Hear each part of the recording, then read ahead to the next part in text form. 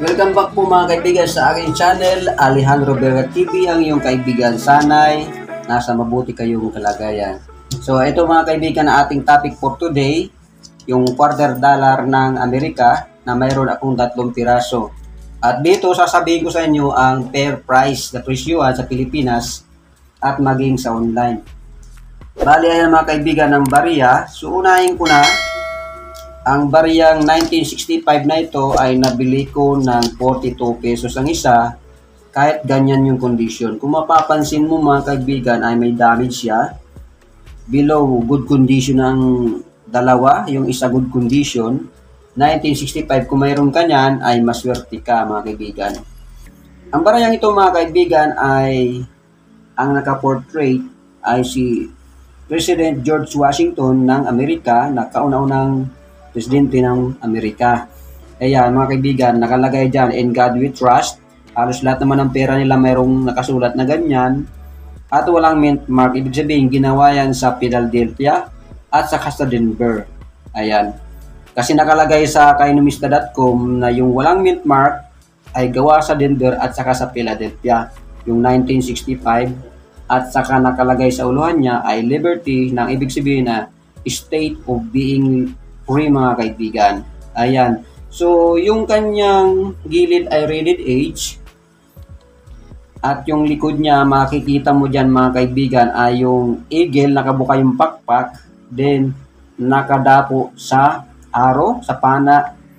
At mayroon ding olive na sanga. At United States of America sa taas. $1/4 yung denomination niya. Bali, ang bariyang ito mga kaibigan, ay hindi gold at hindi rin silver. Ito po ay copper nickel. At ayon kay numista.com mga kaibigan, yung gantong klase ng barya, yung common, may ginawa ang Amerika ng 1.8 billion. Ay sobrang dami mga kaibigan. Kaya wag na kayo mag-isip na napakamahal ng baryan yung 1965. At yung isa ay yung special mint set mga kaibigan ay may 2.3 million piraso ang ginawa. Bali yung 1965 na $1/4, yun ay nagkakahalaga ng 13 pesos yung good condition kay numista.com at yung UNC ay 100 pesos. Yung mayroong mintage naman na 2.3 million na $1/4 mga kaibigan, yun po ay nagkakahalaga ng 150 yung UNC mga kaibigan. Yung graded coin nito mga kaibigan, ayon dito kay Google, ang presyo nito, yung common, pinakamababa mga kaibigan, $0.30 hanggang $0.85. Ang ibig sabihin, pumapatak lang siya sa Philippine money na 16 pesos hanggang 47 pesos ang isang ganito. Pero yung graded coin kay NGC, mga kaibigan, umabot siya ng $5,252. Sa pera natin ay 292,000 pesos. At kay PCGS, yung Mint State 68, MS68 na 1965 na barya ay umabot siya ng $11,400. Ayan mga kaibigan, ang mahal pa na ng graded coin nito. Yung sobrang ganda, mga kaibigan, MS68. Ayan, pero sa katotohanan mga kaibigan, kung dito tayo sa Pilipinas, kung titingnan mo, babasahin mo sa mga coin collector group site B, may nagbebenta doon ng isang MS65, 48 piraso, 500 pesos kay numismatiko ng Pilipinas mga kaibigan. Binibenta niya ng 500 pesos yung 48 piraso. Kung kuikwentahin mo siya, ang isang piraso ay umaabot lang ng 10 pesos.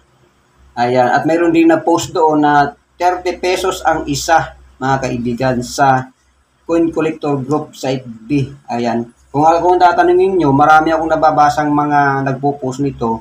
Pinakamababa ko nang nakita nito ay 7 pesos ang isa pag maramihan. 7 to 10 pesos mga kaibigan ang isa pag maramihan. Yung $1/4 ng United States of America. Basta good condition mga kaibigan. Pero kung paisa-isa naman mga kaibigan, ang benta nito ay hindi ka makakabili ng 10 pesos ang isa. Karamihan sa nagbebenta ng ganitong barya mga kaibigan ay 30 to 50 pesos ang isa mga kaibigan ng 1965 pagpa-isa-isa mga kaibigan. At tiningnan ko rin sa site ni eBay, wala tayong makita doon mga kaibigan na nagbebenta ng mura. Puro libo-libo, kalating libo. Ang mahal mga kaibigan, pero may nakita tayong isa, pinakamababa ay 200 pesos sa eBay Philippines. At kay Carousel, may nakita ako doon noong 1965 saka 1967 binibenta ng 10,000 pesos. Kung susumahin, kung 10,000 nyo, dalawang year yon, 5,000 pesos ang isa yung 1965. 5,000 din sa 1967. So yan mga kaibigan, paano mo malalaman na ito ay copper nickel kasi meron ng silver nito? Tingnan mo lang yung gilid niya, kung mapapansin mo sa gilid niya, parang mayroong bronze color, mayroong white color, ibig sabihin niya, yan po ay copper nickel. Pero pag nakita mo ay silver color lahat sa gilid, yan po ay silver coin. Ito po ay copper nickel kasi makikita mo dyan, meron siyang kulay bronze sa gilid. Ayan po yung copper nickel nating barya na common coins. So ayan mga kaibigan, ang presyuhan, so ulitin ko lang, pag paisa-isa, 30 to 50 pesos, pagka mariman, bulto-bulto ang bintahan, 7 to 10 pesos ang isa mga kaibigan. Marami pong salamat sa pagtitiwala at pagsuporta. God bless you all. Bye-bye!